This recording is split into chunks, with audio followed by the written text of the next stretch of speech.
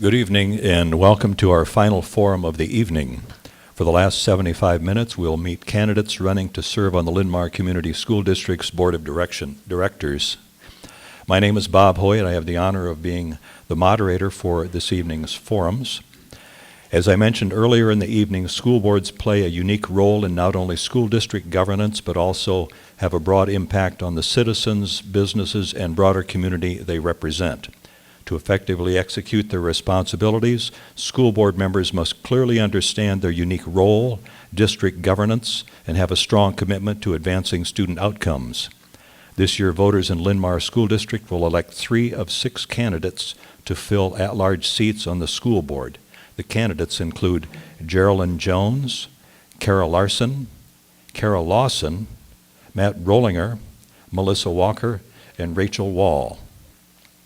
Tonight, candidates will respond to a variety of questions on topics that were pre-selected and have not been shared with the candidates ahead of time.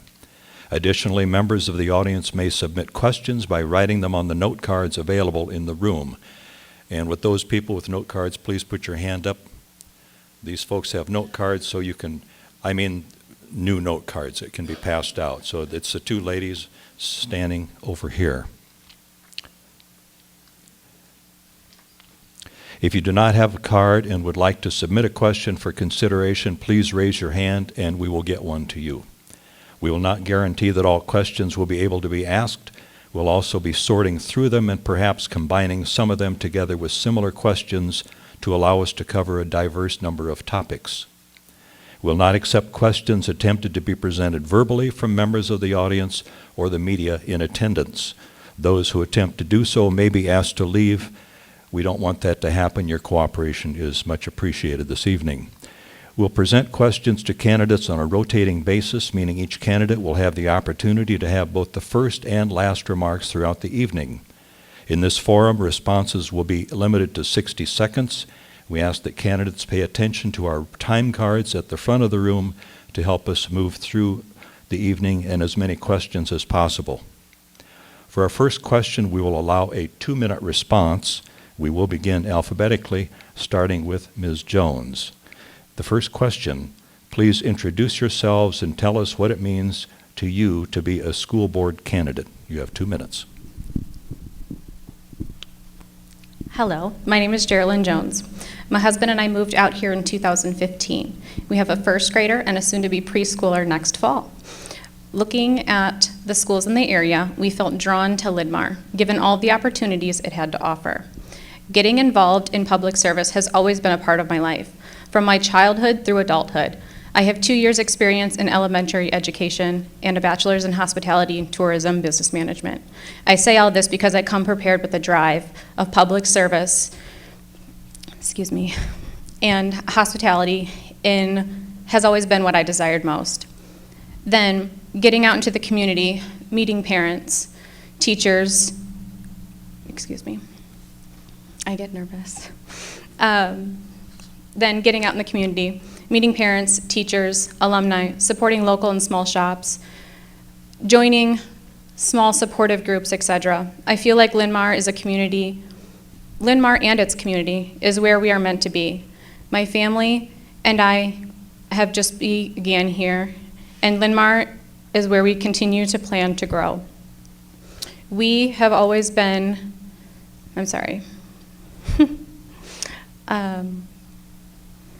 we have many years to be here in this school district, and I'm a young mom who wants to get involved. We've always been involved growing up in volunteering activities, from being pulled in to family activities such as joining my dad when he did the volunteer fire department and just getting involved in activities like that. I'm dedicated to positive change. I'm dedicated to our children here in Linmar because what they obtain through their years with us is something that they will carry on beyond graduation. So, thank you. Kara Larson. Hi, my name is Kara Larson. My family moved out here 31 years ago, and I went to Linmar and graduated with my 3 siblings. Currently, I have 2 kids still in the district, and I have 2 that have left the school, young adults now. I was involved in our PTO at Linn Grove for a little bit over 7 years. 4 years as a PTO president, treasurer, and secretary as well during that time.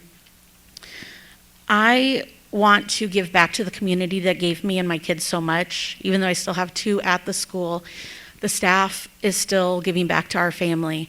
So I'm running for school board to not only support our staff and students and families, but to continue to grow Linmar into the school that it always has been to me, which is an amazing school district that cares about the families in the school. Kara Lawson. I can't, okay, the microphone is on. You look like you were like doing a switch on yours, so. Okay, sorry. My name is Kara Lawson. I have lived in the school district for almost 11 years now. We moved into the Linmar School District before our children started kindergarten very intentionally. I have a freshman and a sophomore at the high school. And I have served our community the last 4 years on the school board. I am asking for the community's support to serve another 4-year term on the school board. I got my start in the school district volunteering when my daughters were at Bowman Woods. I then got involved with the PTO there. We made some changes to how fundraising is done at Bowman Woods through the PTO so it could be more inclusive and we could involve more of our families in our programming. That's something that's very important to me, is that we can have as many students participating in as many activities as we can. I definitely lost my train of thought, so I'll probably just leave it at that. Thank you. Matt Rollinger. Hello, my name is Matt Rollinger. First, I would like to thank Medco and the Chamber for putting this on tonight, and for all of the other candidates for coming out, and everyone that took time out of their day to come and listen and learn about the candidates. Again, my name is Matt Rollinger. I am the husband to the most wonderful wife in the world, Ann. I've got 2 beautiful kids, both of which are in the Linmar district currently. I am a small business owner in this community. I have a background in engineering. I've worked in engineering for 15 years before stepping out and starting my own small business.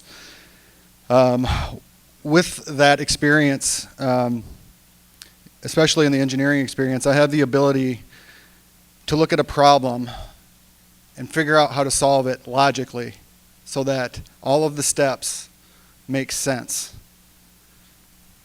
We need to start making the answers to our questions make sense.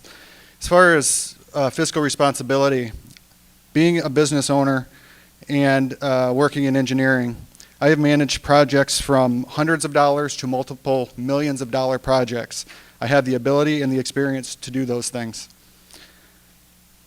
I will also bring the silenced people in this community, whether it be parents, students, teachers and staff, or taxpayers, into the discussion of our board meetings. It is my mission to have every silenced voice heard. Thank you. Melissa Walker. Hello, I'm Melissa Walker. Thank you so much again for inviting us here today. I am the mom of 2 amazing boys who are high school students at Linmar High School. My husband was a high school graduate at Linmar, and he currently is a teacher in the district. So education is very important to our family, and we are a longtime Linmar family. Very proudly bleed black and red. Although I was not a Linmar grad, I have no choice but to have moved back to the Linmar district, and we very proudly be joined back into the Linmar family, and are so happy to be here and have chosen to stay in the Linmar family ever since, because it has just been such a blessing to us to be part of this family. Our 2 boys have grown up in this Linmar family, and we have experienced really such wonderful things as part of this, as well as some growing pains as being a family that has experienced learning differences, mental health challenges, special education services, speech services, lots and lots of different things throughout the years. I am also a professional in this community. I have over 20 years of experience in nonprofit management and leadership. So I come with lots of experience also leading organizations, fiscal management, knowing how to do a lot with a little. My experience and expertise is in the realm of behavioral health and mental health, so that's an area of big concern for me as I come forward. And to me, being a school board candidate is really about representing all students, all families in this district, and finding ways to help their voices be heard and help their concerns come to the table so that we can make data-informed decisions and we can help every student in this district that has needs to have those needs be met so that each student can have a safe and equitable and effective learning environment. Rachel Wall. Hi, my name is, I'm going to pull this down so you can hear me better. My name is Rachel Wall, and I am running for a seat on the Linmar School Board. I have been on the Linmar School Board for 4 years. My husband Nathan and I moved to the district almost 10 years ago, and we came here because of all the wonderful things we heard about Linmar and the wonderful opportunities that it had to offer our children. I've got 2 daughters in the district, one at the elementary level and one at the middle level. I am running for school board again because I am very passionate about education, and I want to continue the work that we've started. I want to continue to be a voice for people. I work with dementia patients as a medication technician, and so I have a lot of experience working with people who need an advocate.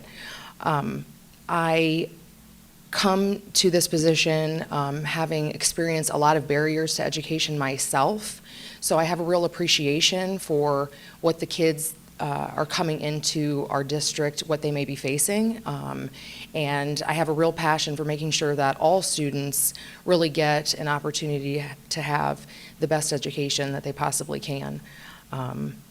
I hope that I can earn your vote, and I look forward once again to continuing the work that we've been doing and to embark on the work that we have yet to begin. So thank you very much, and thank you for the invitation to be here tonight.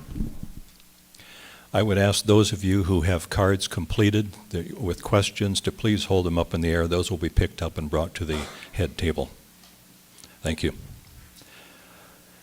Before we go on, the candidates are informed that each of the following questions you'll have 60 seconds to respond. Question number 2, and this is for Kara Larson. We'll begin with you. How can Linmar work to improve its approach to diversity, equity, and inclusion? The first thing we need to do is talk to students and parents and find out where we may be lacking, and work on that first. We need to make sure each student has the support they need for their education as well as their emotional well-being. Everyone needs to be informed and make sure staff and parents understand what those things mean to our school district as well.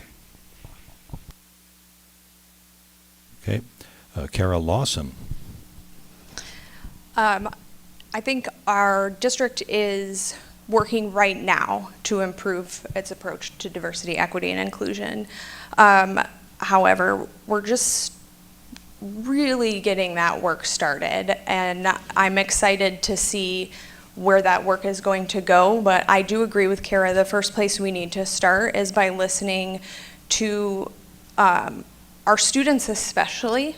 I think we need to honor their experiences in our buildings and hear their truths of what they're experiencing. And so I think the best place for us to start is by getting a true sense of our student experience in our buildings. Matt Rollinger. Every child is diverse. The first thing we need to focus on is education, reading, writing, and math. That's what education is. Once a student has these 3 basics mastered, there's nothing they can't teach themselves about anything around them. Public education has failed in the fact that it's allowed itself to get caught up and the causes of the fringes of society. The result is what we see today. True problem solving comes from strong cores in the objective things, not the subjective. There's plenty of things all points of view can agree on, and if we focus on those things, we simply won't have time for other agendas to ask these kinds of questions. Equity in education is FAPE, free and appropriate education. Everyone learns reading. Everyone learns writing. Everyone learns math. That is equity in education. Melissa Walker. This is a passion area for me. If our children can't feel safe walking into our school buildings, then they will not be able to focus on learning, reading, writing, and arithmetic. If they can't sit in our classrooms and be free of being bullied for the color of their skin or their sexual orientation or for their mental health diagnosis or their learning disability, they will not be able to focus on what they're being taught in the classroom. And so in order for us to provide that safe and equitable environment for learning, we need to be able to provide an equitable and safe environment for our children. And that includes being able to help our teachers know how to relate to and understand the experiences of each of these children in our community, and help the students around them to understand the experiences, what they might be dealing with, so that they can better understand, relate to, appreciate, and respect all students in our community. Rachel Wall. Like Melissa, this is an area that I'm very passionate about because of my own experience. I think that education is the great equalizer, and we have a duty as a community to make sure that we provide equal access to that opportunity for all of our students, and provide an environment that is supportive for them so that they have a chance to take hold of that opportunity. I think there are things that we definitely can improve upon. I think that we've got work to do in curriculum to make that more inclusive, in hiring to make that more diverse. And I agree that the best way that we can move forward with good changes is to talk to people in the community who are actually affected by these things on a daily basis. Thank you. Geraldine Jones. Well, lucky for me, everybody went first. So I agree with everybody else on a lot of these points.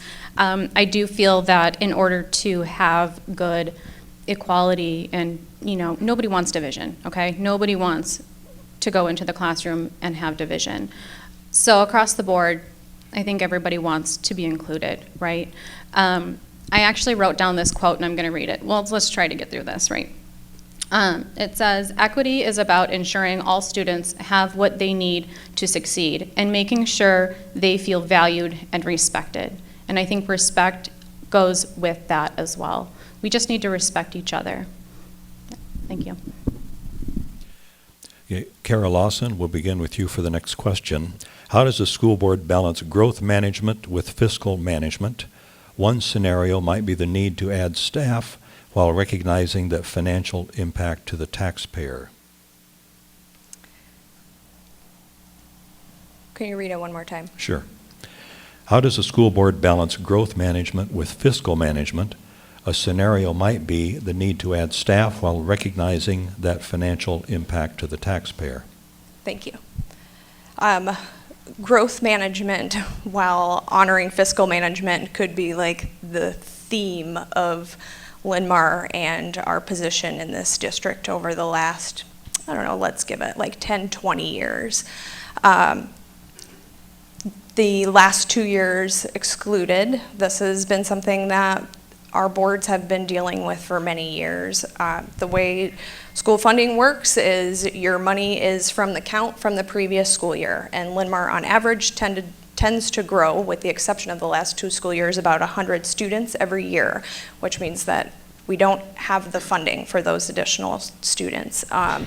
There is a policy in Linmar board policy that allows for early separation of staff. This allows for early retirement, and the funding comes out of a different bucket than traditional salaries, which then allows you to add that needed additional staff without negatively impacting the general fund.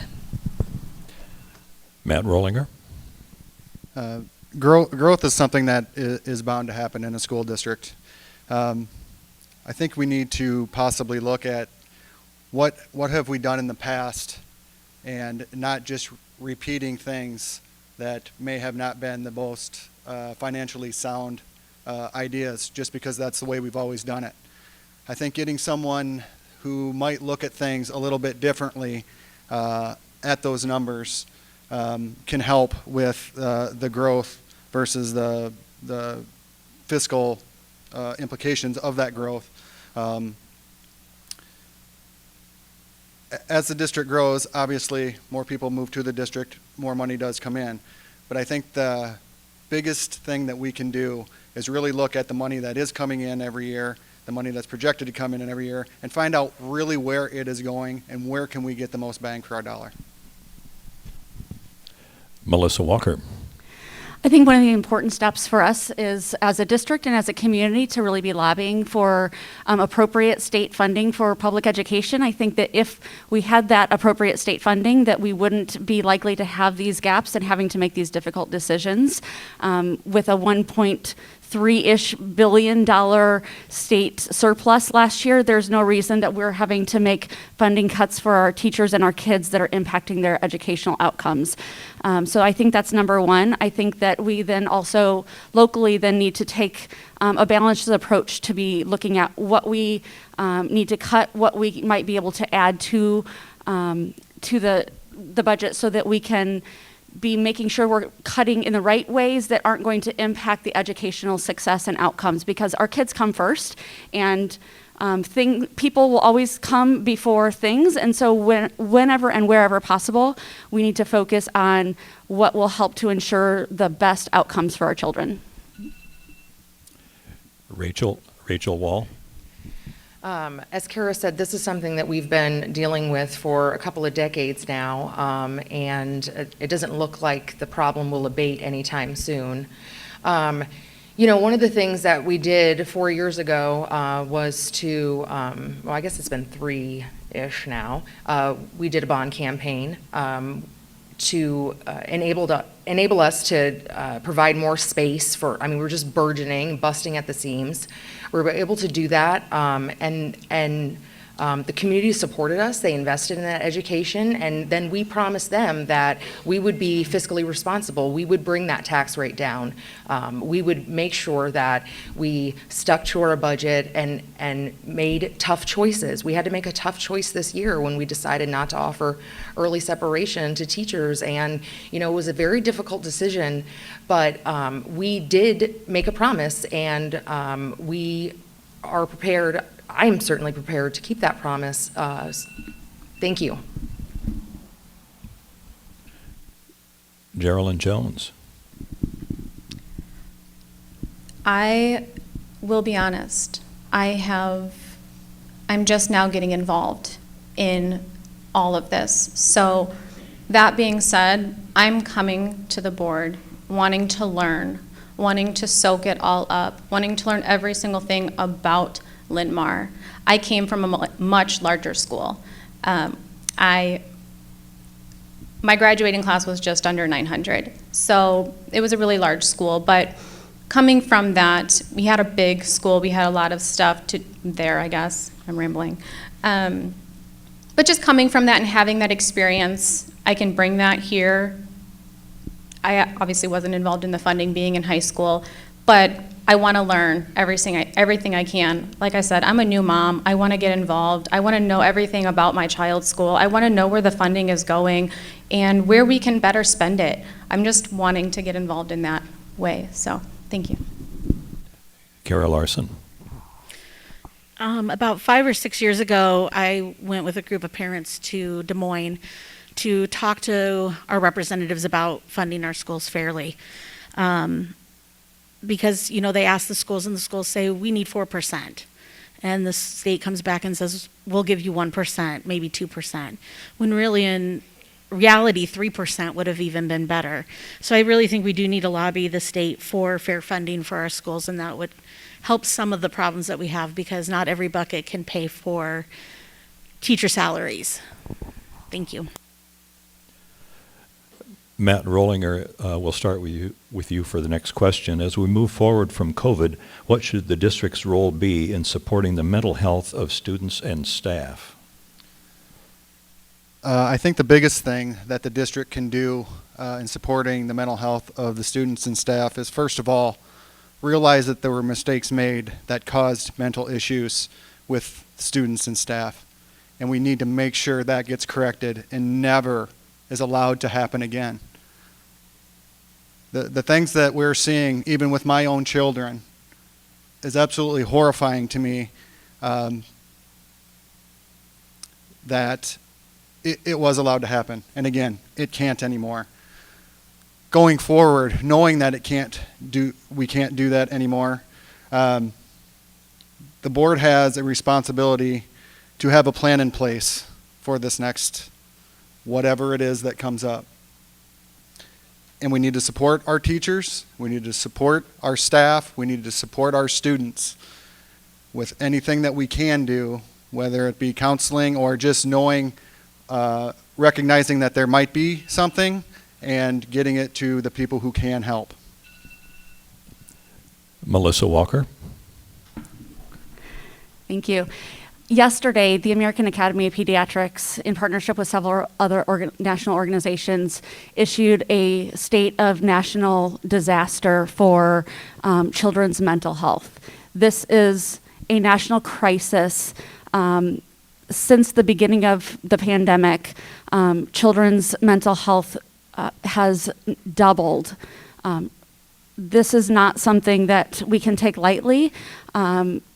Linmar specifically has our services in schools have declined since the beginning of the pandemic.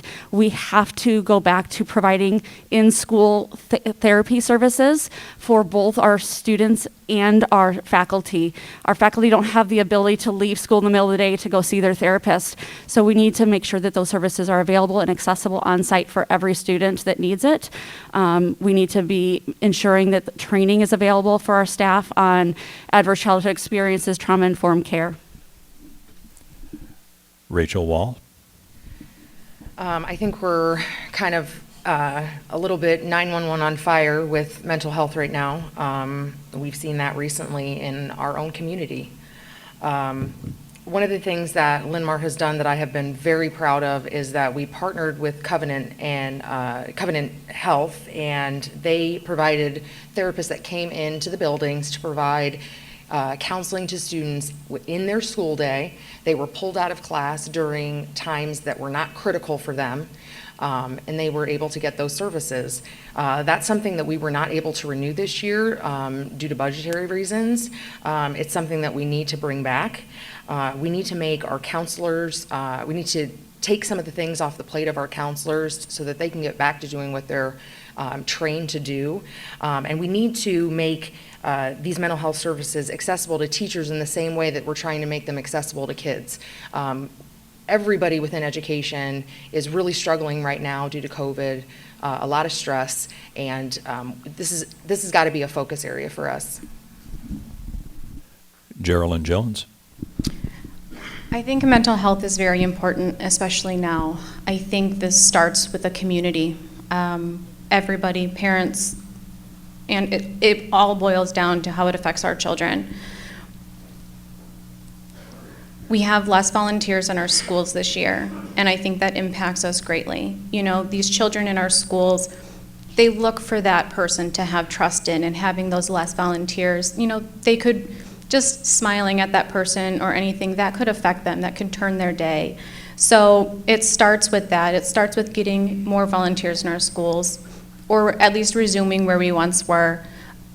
again, the whole community just comes together on this. And then I even think that this is going to be an issue that comes down post-pandemic, if you will. This is not going to be a quick fix. This is something that we're going to have to see where we can grow and just, excuse me, I lost my train of thought. But see where we can grow forward. And then, you know, can we bring mental health recovery counselors into our school? That might be something we can do. Kara Larson. Even before COVID, our teachers and students were struggling with mental health. Not only do we need to educate our staff and students earlier to recognize signs in themselves or others, but I think we need to advocate to provide someone for them to talk to, whether it be more counselors on site or to bring back in therapists to the schools to be able to meet with the kids and teachers during the day. As I said, you know, the teachers, once they leave their homes, most therapists, they only work till 5 or 6 o'clock and they don't work weekends. It's hard for staff to get the help they need as well. Kara Lawson. I'm proud of a few things that we have enacted at the high school, and I think that they are working. Our high school students have staff volunteers that they know are people that are just willing and have an open door. They have the Safe to Speak Up program on all of their laptops. I was particularly happy about 9th grade connection being added this year at the high school. One thing that I have repeatedly advocated for at the board table is that each of our students have an adult in that building that they know cares about them. It is not always a counselor. While I absolutely advocate for additional counselors in our building, or in all of our buildings, staffing-wise, we are in a little bit of an unfortunate situation with regards to counselors between the 5th and 8th grade levels. And I personally would advocate for more counselors in that area, as well as a return to having therapists in our building. That takes a huge burden off of parents. Okay, for the next question, Melissa Walker, we'll begin with you. How must a board member differentiate policy setting from district management? Great question. So policy really is the overarching guidelines for how the district operates. How those policies are implemented become staffing issues. So things like whether or not the homecoming court happens is a district building level decision. That is not a policy. We have a board policy handbook that governs the district as a whole, and then so the board really needs to look at what is a policy, and those are the things that the board passes, and then what are the things that individual buildings make decisions on, and those are the issues that we need to help the community to be connecting to the appropriate people at each individual district or each individual building to be discussing those decisions around. Rachel Wall.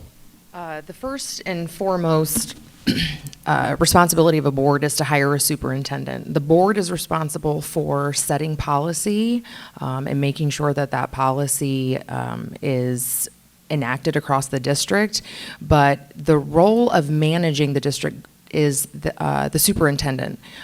So there is a chain of command, and we are the last stop on the train ride. It's really important that a board recognizes that that line between what is our responsibility and what is the responsibility of the superintendent and other administrators in the district. The board cannot get involved in everything.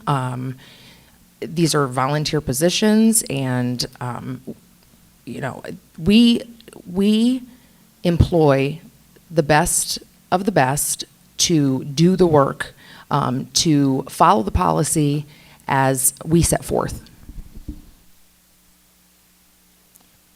Geraldine Jones. Like Rachel said, the board has one employee, if you will, and that's the superintendent. And from the superintendent, then it goes down throughout the administration. and the communication and, the policy implementation and all of that goes through the superintendent. So as the board, we do establish policy, but we have to make sure that it is communicated and communicated well throughout the district. Just like it works down that chain of command she mentioned, it also needs to work that way up, I guess, if you will. So we need to make sure that, the communication that is being done, or, the superintendent that's implementing this on that administrative level, I guess, if you will, needs to be communicated to the board as well, so that we make sure that we're all on the same page. Does that make sense? So, thank you. Kara Larson. Kind of as Melissa and Rachel both said, the board passes policy and is the responsibility to uphold the policy. And maybe communication needs to be out more about what the board can and can't do, what they can help with, and instruct them the right path to go to if there is a problem at the schools, that's the way to go and not to come to the board necessarily. Thank you. Kara Lawson. Policy or governance, if you will, versus district management is something that I personally am particularly passionate about. I believe in understanding the proper roles of the school board, which, like a few people have said, we are elected volunteers. I am not an educator. I do not attempt to put myself off as an educator. So what that means to me is that it's important to not only that the school board listen to their elected community, but they also take under advisement what they're hearing from the administration or the teachers in the district or any of the employees. But with regards to governance and management, I have always advocated along the lines of board education through Iowa Association of School Board, so we can continue to make sure that our board is governing effectively and appropriately. Matt Rollinger. I agree that the job of the school board is to hire a superintendent. That superintendent then manages the district through principals and buildings and so forth. One other thing that the board does do, however, that no one mentioned, is to make sure that our schools are being managed properly and well. That is also something that the board needs to make sure is happening. When people are coming into board meetings and asking questions over and over again, to me that tells me that there is a management problem somewhere, that the answers are not getting answered at the management level, so they go to what Rachel mentioned is the very last stop on the train, and that's a school board. So the school board needs to hold accountable the management of the school district. Rachel Wall, will begin with you with the next question. Explain your experience in advocacy at the state and federal level and describe the role a board member should play in this advocacy. I think the district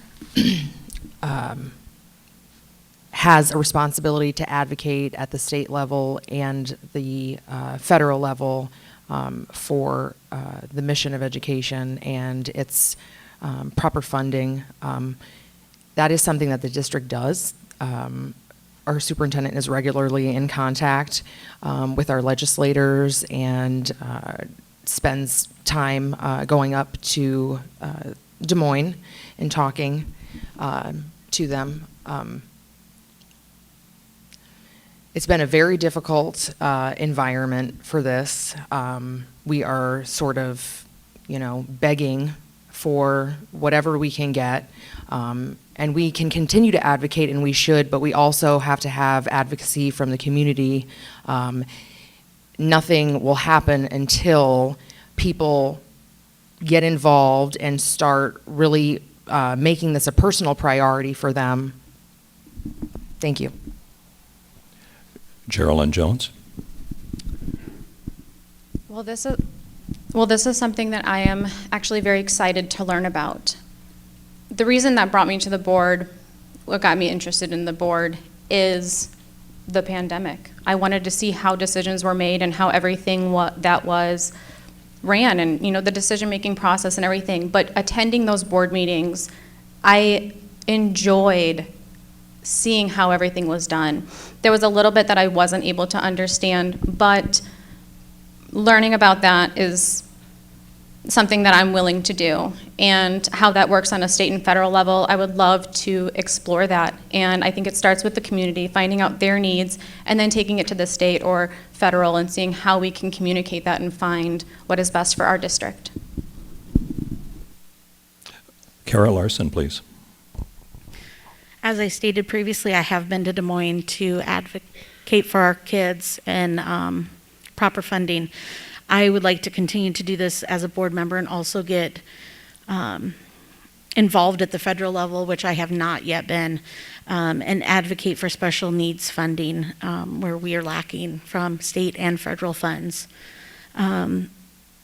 I've written, I've called, but I think them seeing you in person is one of the most important things to do, so I would like to continue to do that.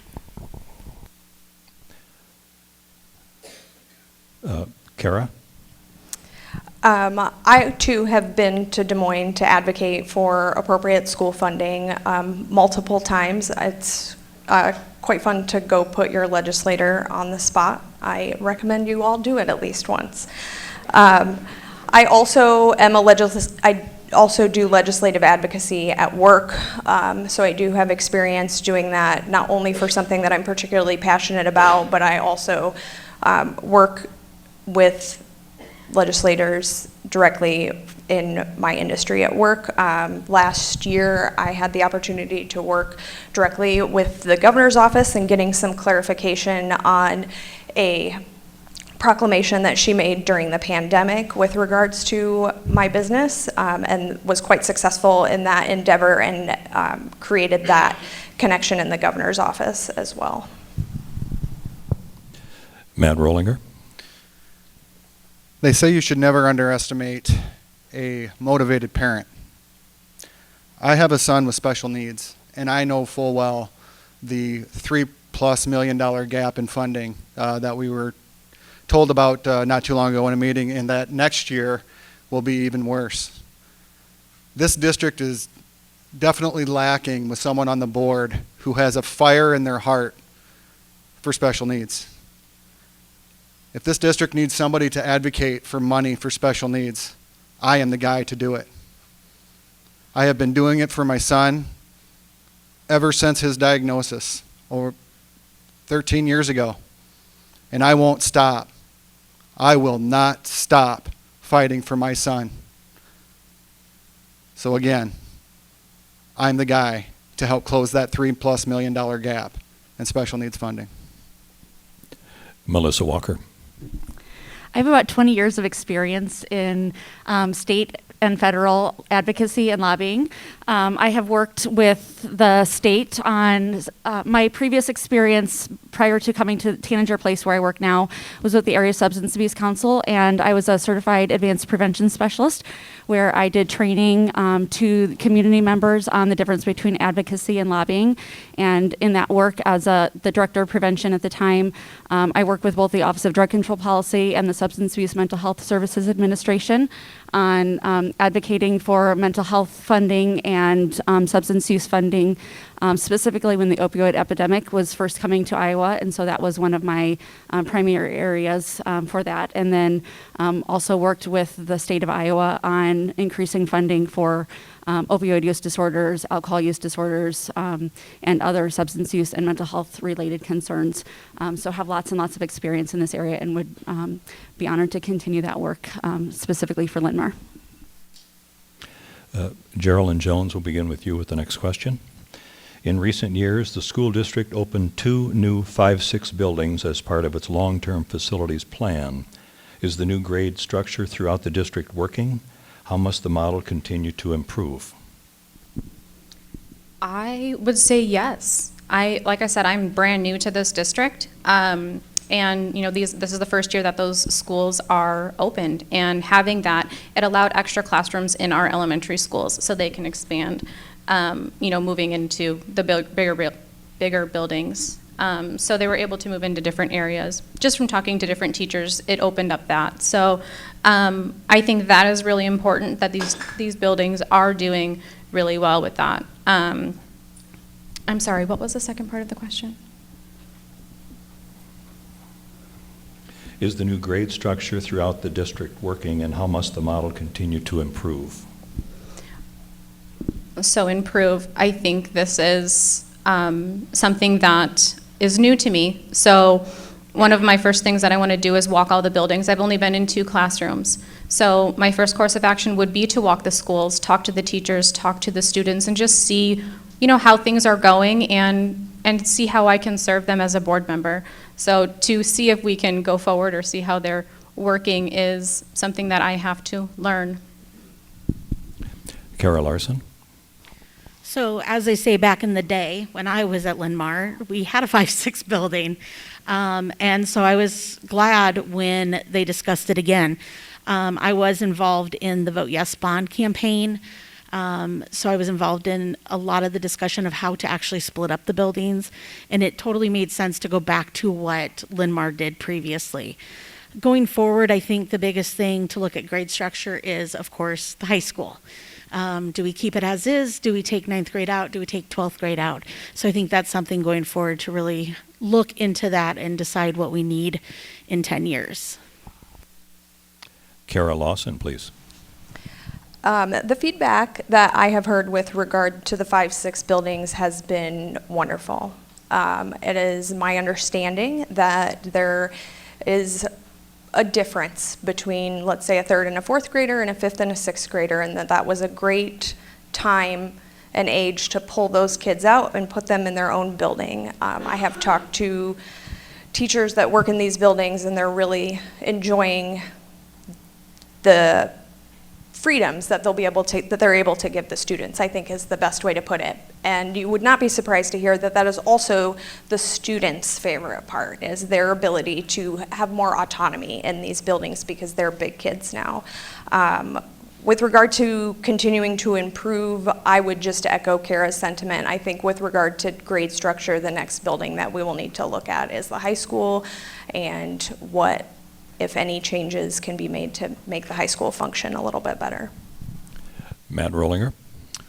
I was fortunate enough to actually have a 5th and 6th grader last year when the new intermediate buildings opened. And I'll give credit where it's due to the board, to the administration, to the community. My hat is off to you. The buildings are beautiful. There is no doubt there was a ton of thought that went into them, and they are, in my opinion, perfect for what they do. So congratulations to everyone that was part of that. To continue to improve, I would also echo that obviously at some point the high school is going to need something, whether it be another building or other ways to look at how are we going to get all of these students into a building. I would say get the same crew back that did the intermediate schools, and let's talk about it. Melissa Walker? I would echo what everybody else seems to agree with, that we have an amazing intermediate, 2 intermediate buildings. I think that as we move forward to consider what we need for the high school, we need to be very intentional about listening to the community, to the parents, the teachers, the instructors, our administrators, and really be thinking forward into how we can be building career paths as part of that planning process, how we can really be thinking about the big picture for the long-term future, and how we can best utilize that space so that we are being forward-thinking and not just creating space, but also how we can be looking at the big picture needs for the whole person, for whoever ends up being in that space. Rachel Wall? I'm really proud of these 5-6 buildings. The board and the district worked very hard to pass a bond in order to make that happen. Our space, we were just busting at the seams, and we needed to do something. And the 5th, 6th grade option was really the most fiscally responsible option that we had. I think it works from a developmental standpoint, because if you think about kindergartners versus fifth graders, they are hugely different developmentally. And I think that providing more autonomy in a more graded way really helps to prepare them better for high school, where the responsibility is, exponentially greater. Space issues continue to be a problem in the district. We are working right now on some things, and our facilities advisory board is at work, trying to figure out how we can respond to our growing population. Okay, the next question, Kara Larson, will begin with you for the next question. Community Promise is a local strategy powered by Marion Economic Development that connects youth with career pathways in our region. This past year, Medco invested dollars with the school district to launch Venture Academics. When it comes to supporting the next generation of workforce, how should these programs best deliver competitive advantage for our community? I think we need to take a look at the students who are not going to college and invest in them as well, for them to have opportunities to learn trades going into the workforce right after school, because not everyone is going to college. Between my 4 kids, I can tell you right now, 2 of them will not, and 2 of them say they will.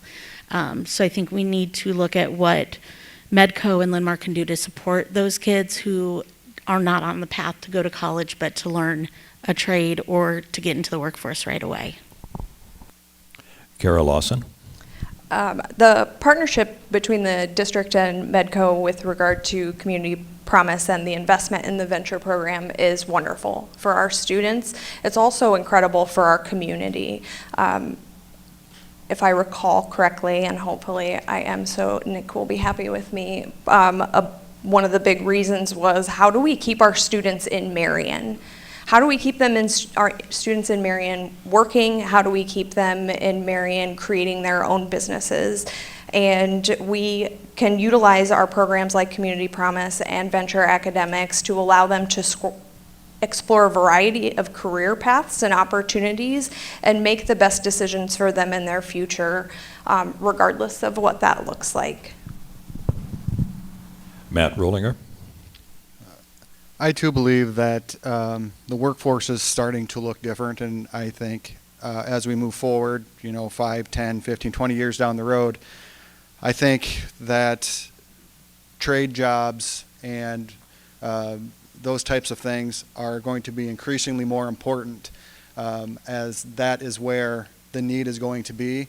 I think that is where the money is going to be for students graduating, and it's starting to look more and more like college may not be the best route for some students. So these types of programs are instrumental in getting students started into different fields that they may not have considered before. It gives them real world experience and may help them find something that they truly find a passion for and can create a career out of. It's fantastic that we have partners in this community that are willing to bring youth to them to get them started on their career path. Melissa Walker. I think one of the most important things we can do is really look at how we can build more strategic partnerships with all businesses in the Marion community across all different career paths. We have really done a great job, I think, as a Linmar district in building some specific business partnerships, but I think there are a lot more businesses and a lot more career paths that we could pursue.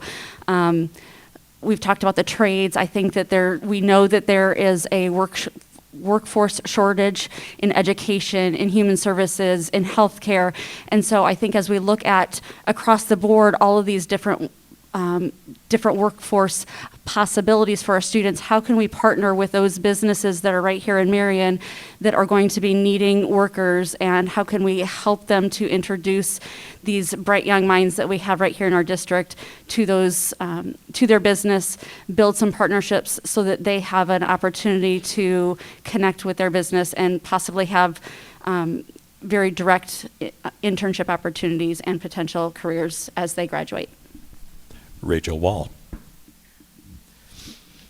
I sat on the Community Promise Committee, and I am really impressed with that program. If you don't know what it is essentially what I like to call sort of an information warehouse that connects students to students with interests to employers who are looking for employees.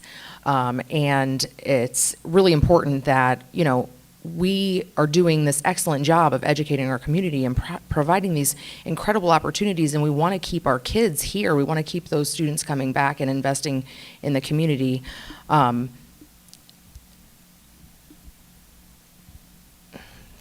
I lost my train of thought. I saw the time and I was like,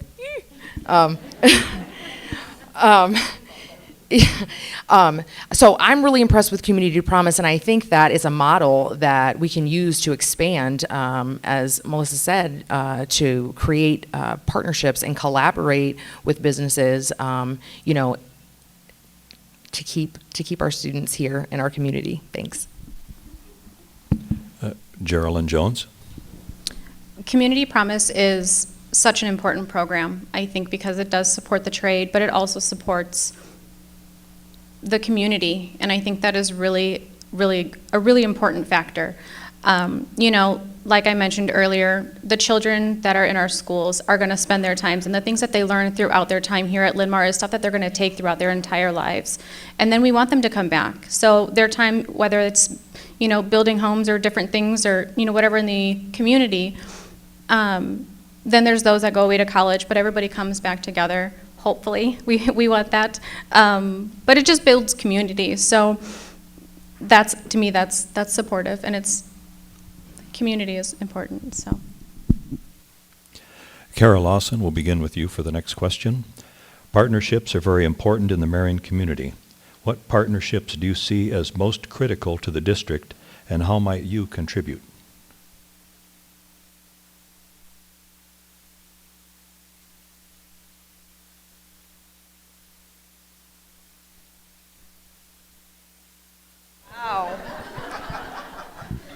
One of us really should have changed our names before the election.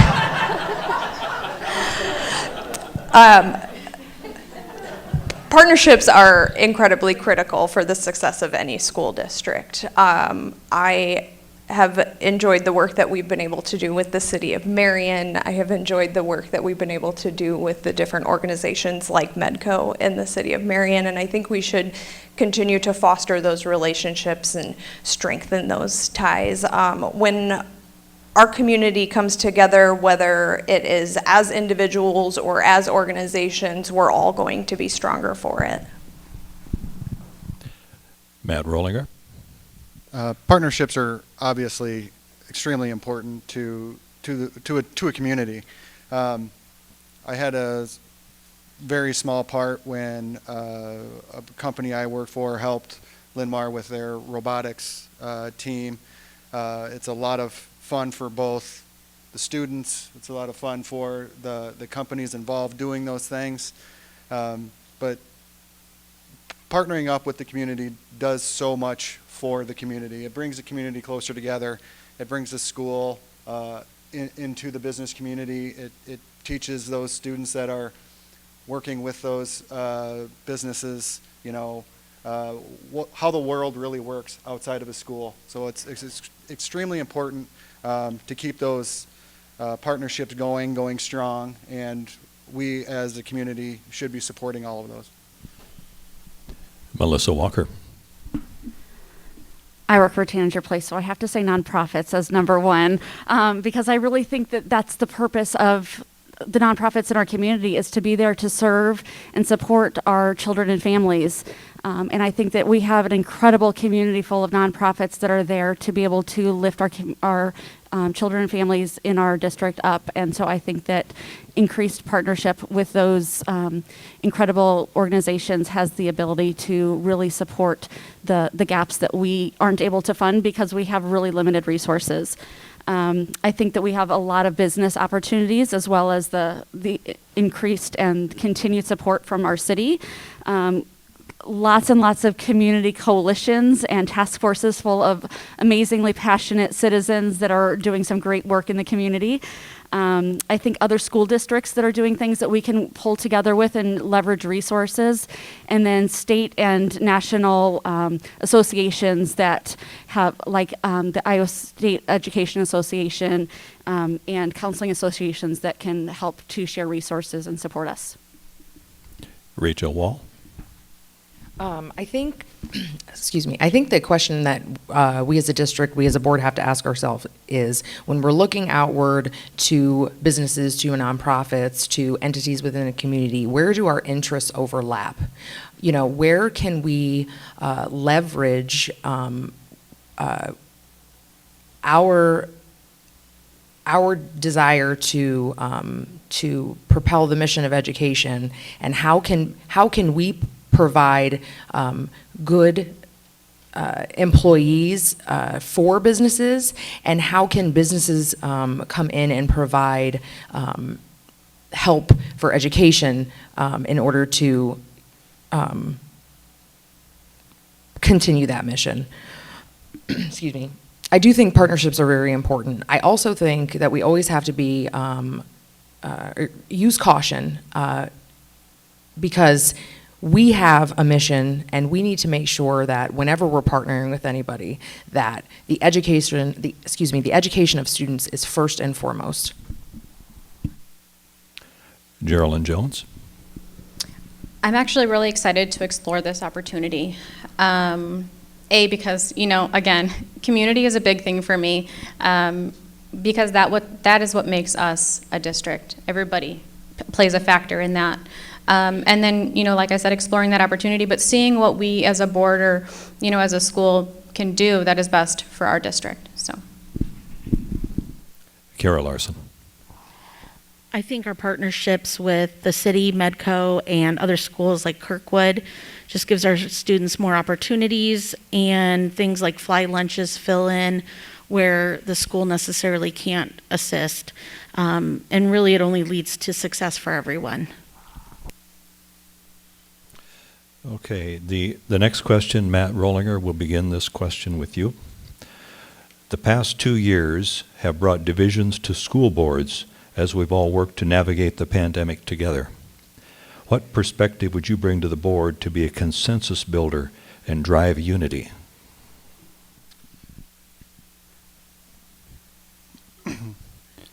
Excuse me.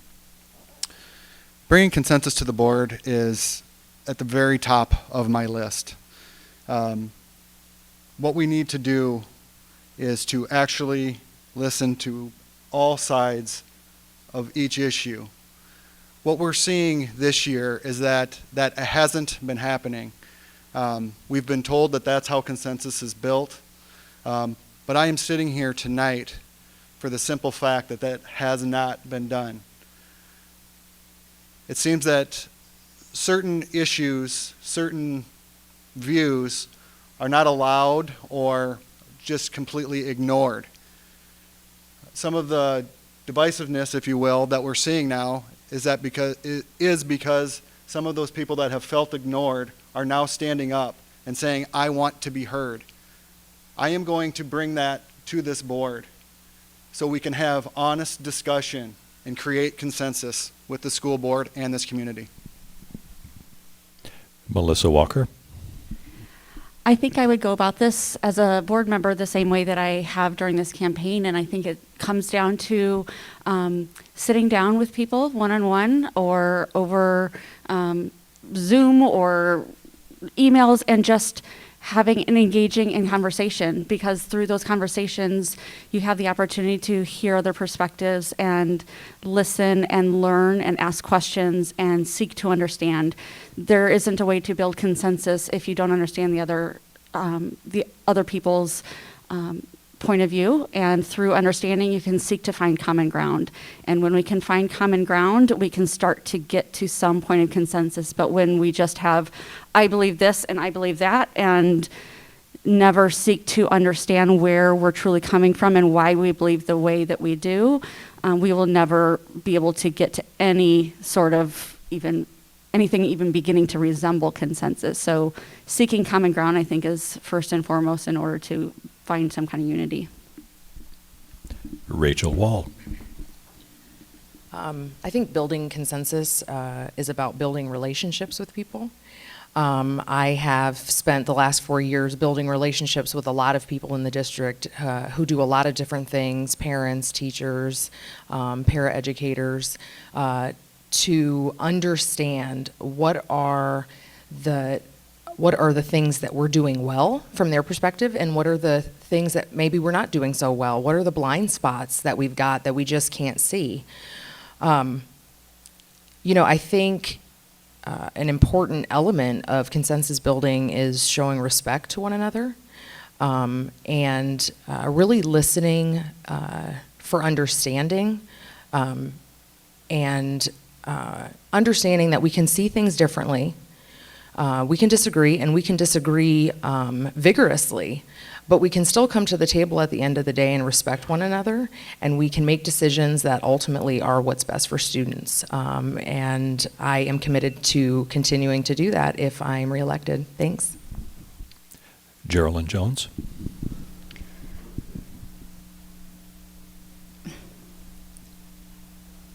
One thing that I would like to point out is just that as a board member, you should be slow to speak and quick to listen. You can't help with matters or serve the district, really, without hearing about those concerns, right? We hear all the time that, parents don't come to the board unless there's an issue. That is important, that parents are bringing these issues to the board. But I also think that, there is a respect factor that needs to play in here. I think that there needs to be a lot more deliberation when it comes to these decisions. Parents want to know where these decisions are coming from, and, is it backed by data or, any facts or anything like that instead of opinion. And I think that that is very important. I think that we have a ton of different corners in the district, and we need to find that common ground. Our school represents so many different personalities, everything, and we have to find that common ground for all of our students. Kara Larson. I think it all comes down to communication. Visiting with people, family, staff, and like Rachel said, building relationships. When I started on the PTO, we had to rebuild a lot of relationships with staff and families so they would trust us and also come to us with concerns. I think looking at all information from all sides and sharing that information, being transparent and honest in all communication as well. Kara Lawson. Like others have said, I think it's important to listen to understand, not just to hear. The caveat that I would add that I do personally is I always try to assume that people are doing the best with the tools that they have. That may be tools that they developed on their own, and not everybody has the same communication abilities, not everybody is in the same place in their life, and you, as a board member, need to have the ability to, I guess, get to the root of the issue. To be honest, the public comment period of the board meetings is not the best way to understand where people are coming from. Sending an email, picking up the phone where you're genuinely looking for answers, and being somebody that is receptive to communication. Consensus and unity is not going to come just from this board. We have to commit to it as a community as a whole. Melissa Walker, we'll start with you with the next question. As a school board member, how would you handle public complaints? As a school board member, I think I would, first of all, listen to see what the complaint is about, and if I, as a school board member, am the most appropriate person to handle that complaint. I think typically most complaints have at least some token of merit as to why those are coming to me, but I may not be the most appropriate person to be responding to that. So I would help that person to find the most appropriate avenue to address their concerns, and if they let them know what the appropriate chain of command is to be able to address that, and let them know that if that chain of command they do not find to be successful, that I'm certainly there as an advocate to help them along that way and along that path, and that the final route is the school board, and that I would be happy to provide any guidance along that way, so that if their concerns are not resolved, that I would be happy to support them. Rachel Wall. I think it's really important to engage the community and know where they are on things. And when people come to the board with complaints, the first thing we have to see is this an issue that I, as a board member, can or should deal with? Or is there somebody else that who can better handle that? And there is a chain of command within the district. So again, we are sort of the last stop on the train there. I think, again, we have to listen to understand, and we have to do our best in order to bridge the gap between us, and to be respectful of people's feelings, whether we agree with them or not, or whether we feel that their complaint has merit. People are coming to us and they're, pouring their heart out, and that is important. I think the other thing to remember too, though, is that, never mind. Well, Geraldine Jones. If a complaint came to the board, I would listen, I would acknowledge, and I would either respond or direct them to that person who could better help them. I think as a board member, you need to listen to the community, because you need to listen to the community. You need to listen to your parents, not your parents, but the parents of the district. And then listen to the teachers. I think the teachers need to have a voice in all of this, because they deal with the children. I don't want to say deal with, but they are with our children all day long. And then parents as well are with their children, our children, for the majority of the day. So if they have a concern, we have to see if that is a genuine concern. We have to see if it is a concern by more people as well.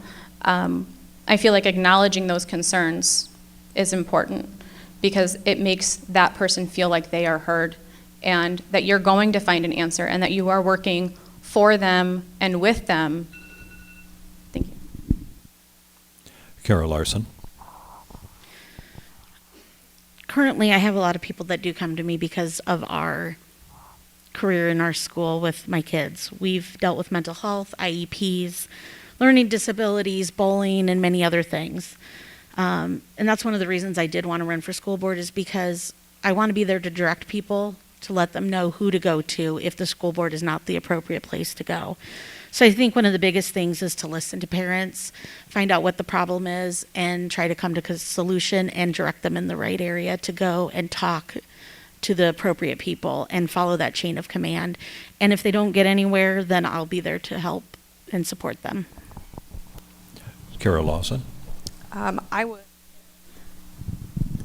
would largely echo what many of the other people up here have said today. A big part of being a school board member is connecting your constituency with the appropriate resources within the district.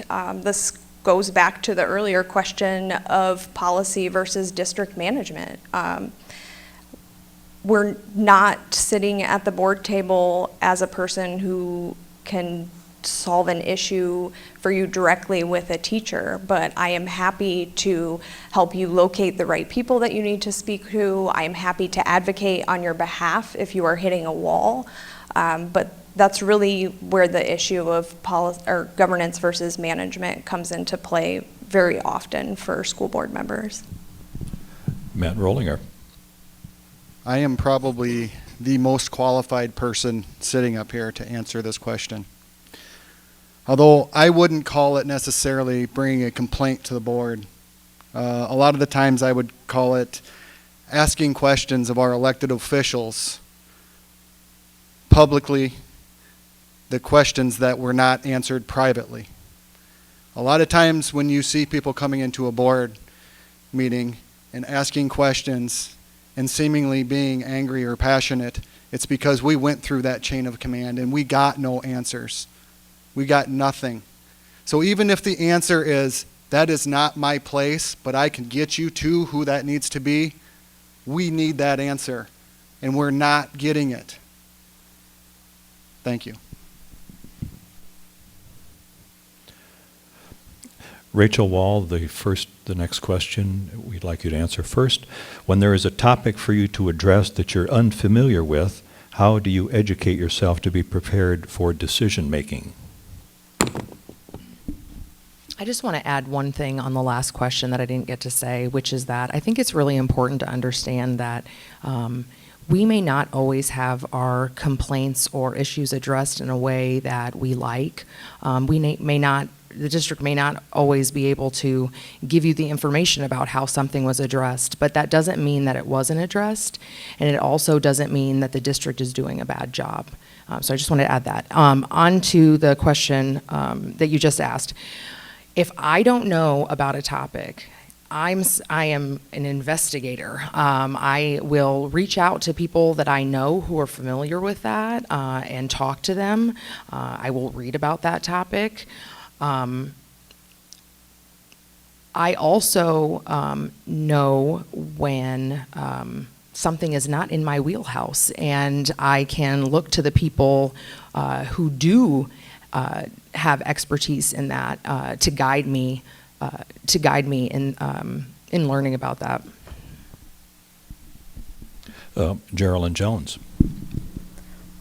This is really important for me because I am so new to the district. That being said, I'm not going to know the answer to every single question, but my eagerness to learn and wanting to find the answer is really important factor to keep in mind here. So I may not know the answer to everything, but finding what my strengths and weaknesses are on the board is also very important. I think having a super diverse board is very important because you are representing every single corner of that community. You know, my strengths might be something different than the next, but together we can work together and find that common ground, and that's what I'm here for. Kara Larson. I would reach out to those experts, whether it be a staff member, a principal, another board member, and also research myself. And there's always two sides to everything, and I think it's important to research both sides of it, no matter what your personal opinion is.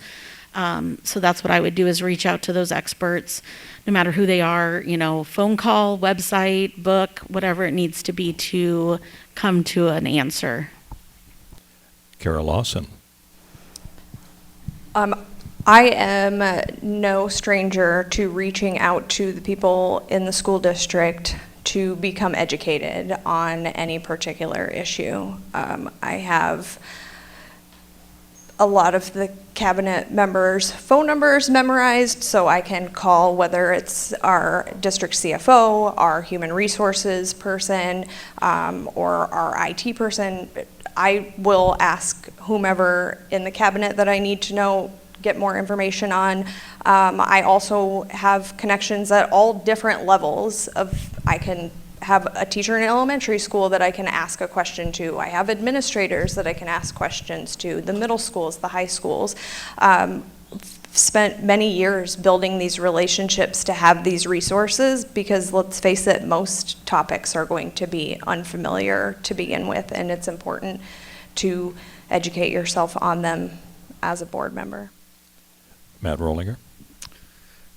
I think everyone will agree that no one knows everything. Being on the board, there will be a lot of questions that are going to be asked of me that I won't know. But I'll be honest with you and tell you I don't know, but I'll also be honest with you and tell you I will find out that answer. And I will go to wherever I need to go, whether it's administration, other board members, members of the community, whatever it is, you go to who knows and you find out those answers to those questions. And you get back to the person asking you that question. Again, I will be the first to admit that I won't know everything. But I will be the one that will work the hardest to find the answer for you. Melissa Walker. I think one of the things that's really important to me is making data-informed decisions, and that the sources that we go to are evidence-based. And so I would make sure that whatever sources of information that I'm utilizing have the expertise that is necessary in order to provide that level of guidance. So if it's a decision that's related to administration of the school, then I'm going to go to the school administrators. If it's something that's impacting the parents of the school, then I'm going to be asking for input from the parents. If it's something that involves a medical decision, I'm going to be seeking the input from the CDC and the American Academy of Pediatrics and Public Health. I think we really need to make sure that we are seeking input from a broad audience and those that have the right evidence and guidance to be helping to inform our decisions so that we can be making data-informed decisions that can most effectively guide us. Thank you. We have a number of questions from the audience, and in order to get through these, it's already past 8:45. I've seen a couple people with their eyes closed, by the way. So we're going to have some questions for you, but I would like you to restrict your answers to 30 seconds. And we'll begin with Kara Larson. Do you support allowing parents and volunteers into elementary school buildings, and with what restrictions, if any? I always want the parents in the schools. As a volunteer for 7, 8 years, I racked up 2,400 hours of volunteer time at our schools. Currently, I understand why we don't allow parents, especially in the elementary schools. Hopefully this is something that's going to be revisited soon after the masks go away. And so I'm looking forward to that discussion, because I think parents do need to be in there and volunteers as well. I just want to be able to do it safely for the staff and students. Kara Lawson. I agree with Kara. Volunteerism is important. Our Linmar volunteers are incredible. The thousands and thousands and thousands of hours that they put forth in our buildings is absolutely indispensable and invaluable. I can absolutely understand how frustrating it would be to not being able to be in the lower grade levels buildings this year, and I believe it to be temporary. And I'm excited to get them back when it's safe. Matt Rollinger. If I could put volunteers back in the elementary schools, I'd do it tonight. They need to be there. They need to be there for the parents themselves, and the students need their parents there. That is an important part of education, is having your parents involved in your education. There's nothing that makes a child happier than to see their mom or dad in that school helping out other students and them. They're proud of it. We need to get it back, and we need to get it back fast. Melissa Walker. I definitely hope that we can get our parents back in as soon as possible, as soon as it's safe to do so. I do agree that there is a need for us to be able to have a hold on that, because right now it's not as safe as it should be for our kids. But as soon as we can safely get our parents back in there, I would love to see them, especially with the workforce shortage that we have right now. It's a critical time for us to be utilizing our volunteers to be filling in some of those gaps. And our parents provide such a valuable opportunity to enhance the educational environment for our kids. Rachel Wall. I'll echo what Kara said, that our volunteers are absolutely amazing, and they are an invaluable part of this district and absolutely a part of the district, or part of the reason that this district is so amazing. I do think that we can and should get volunteers back into our buildings, but I think we have to do that in a safe manner, and we have to follow CDC guidelines on how to do that. They need to be back, but we have to do that in a safe way. We have to protect our students. Geraldine Jones. Absolutely. I would love nothing more than to see volunteers in the school right now. We went from roughly 5,000 volunteers down to 200. And parents want to be involved in their school, or in their children's school. You know, I've only experienced, quote unquote, you know, COVID Linmar. You know, my child is a first grader this year, so we've only experienced this. And I want to volunteer, and it hurts that I can't volunteer. So, yeah, absolutely. I would want volunteers to be in the school. In the interest of time, this will be the last question from the audience, and we'll begin with Melissa Walker. Teacher stress levels are at an all-time high due to curriculum additions and new learning for best practices. How do we go about relieving the stress level while ensuring high levels of learning for all? Melissa Walker. I would say, being married to a teacher, that I would agree that teacher stress levels are at an all-time high, but I'm not sure that it's because of learning new curriculum. I think that it's because there is an incredible amount of challenging issues that these kids are dealing with, and they are hearing and seeing incredibly difficult, challenging issues each and every day. And this education that they're receiving is equipping them to be able to deal with those things each and every day. Rachel Wall. I think teachers' stress levels have been high for a very long time. I don't think that as a whole we've done a great job at really putting education in the place that it ought to be. I think that that dang time card. I think that, you know, I'd go back to what I said about mental health services and trying to get those into the buildings in order to relieve, you know, give them opportunities to seek help that they need. Geraldine Jones. I've had a number of teachers reach out just sharing how stressed they are and different things that they could do that would relieve some of that stress. And there's no doubt that teachers are very stressed right now. One of them is being, you know, that we were virtual last year and we had to face these challenges as everything unrolled. You know, there was turmoil and all of this, and everybody was just trying to learn and, you know, just try to make it through their day in a positive manner. And everybody faced challenges, you know, that's what had that stress. Sorry.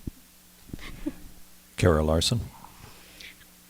Teacher stress levels have always been high due to state mandates of tests, curriculum they have to teach. They really need breaks. They need support. You know, we're short staff. They need collab time to talk to other teachers. Honestly, I just want to talk to the teachers and find out what suggestions they have to relieve some of that stress. And hopefully that's something that we could do as a board to help them out just a little bit. Kara Lawson.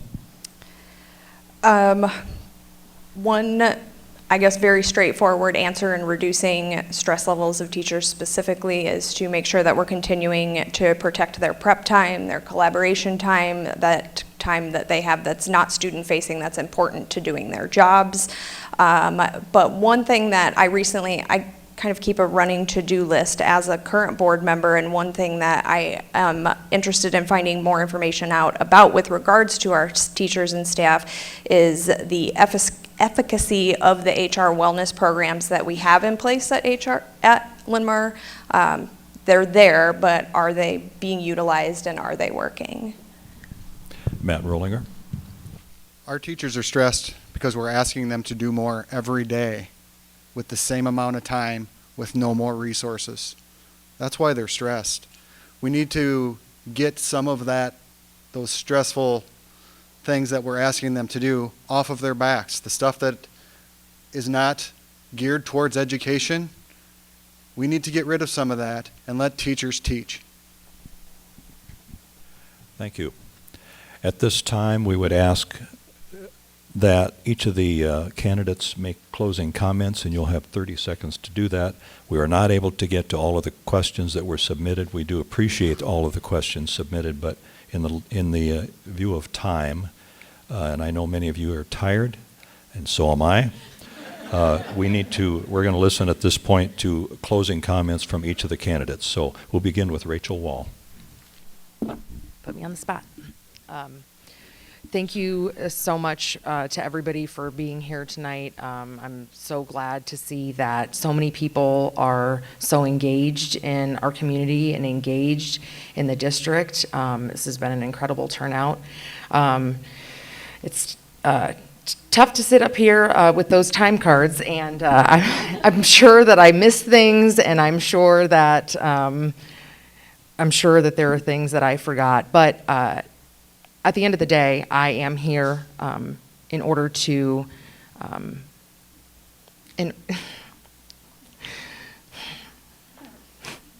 thank you so much for coming out tonight. I really appreciate it. Melissa Walker. Threw me off guard there. Thank you for coming. I am committed to being here for your kids, to serving your families, to serving the teachers and the parents in this district. I will be collaborative. I will be transparent. I commit to being professional and caring for our children and our staff's mental health and overall well-being. I know that first and foremost, we need to care for the whole person in order for our kids and our teachers to be successful, and I will do everything in my power to help make that happen. Matt Rollinger.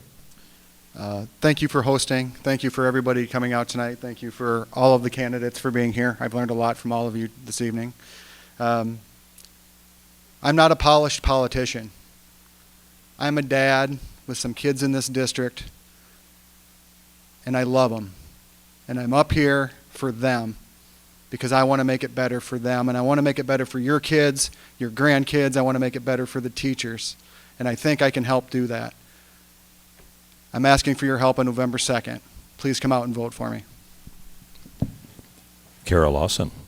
I also thank all of you for taking time out of your day to prioritize local government. I think small governments are the most effective way to make change in your communities. I obviously am here to ask you to vote for me on November 2nd. I hope that you can look at the work that I've done for our district in the last 4 years and would ask that I continue that work. I am up here to ensure all of our students get access to a good quality education. Kara Larson. First, I want to thank everybody who's running because it's not easy to put yourself out there. I'm coming and running for school board with no set agenda. I'm here to help support students and staff. I'm not here for my kids because they're going to be okay no matter what.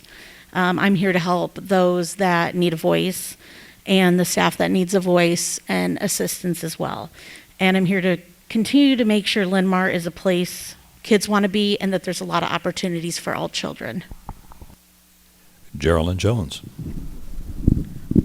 First, I want to say thank you to everybody who was involved in hosting this, whether you're hosting it or you're here sitting here today. That's something to be proud of because the first one, there was only like 20 people here, and we have a packed room. So you guys all should just give yourself a round of applause for that. So next, I'm going to address something very important to me, just because, you know, whatever. I am a Christian. I'm just going to say it. I'm a Christian, and my views align one way. I'm not here to have some sort of agenda or anything. I recognize that our community and our school has that. I'm cognizant of that. So.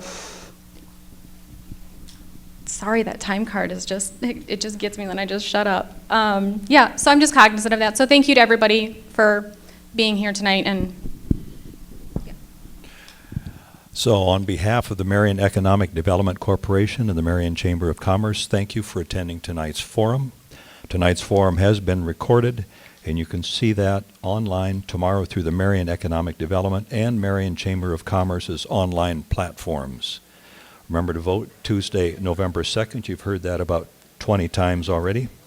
Thank you to all the candidates.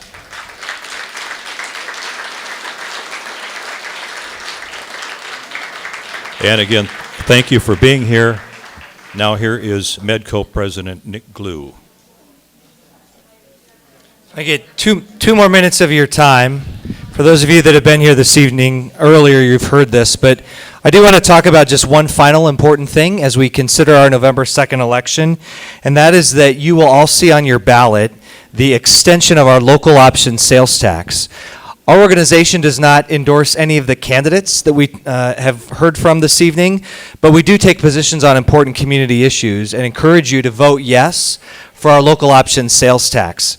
In the Marion community, 70% of those dollars will be spent on street and infrastructure improvements, with the balance of that money being spent on other really great community assets. In our community, one important thing to consider is that it's really the best way to fund projects. It allows our community to cash flow projects versus issue debt, which raises property taxes to fund those important projects.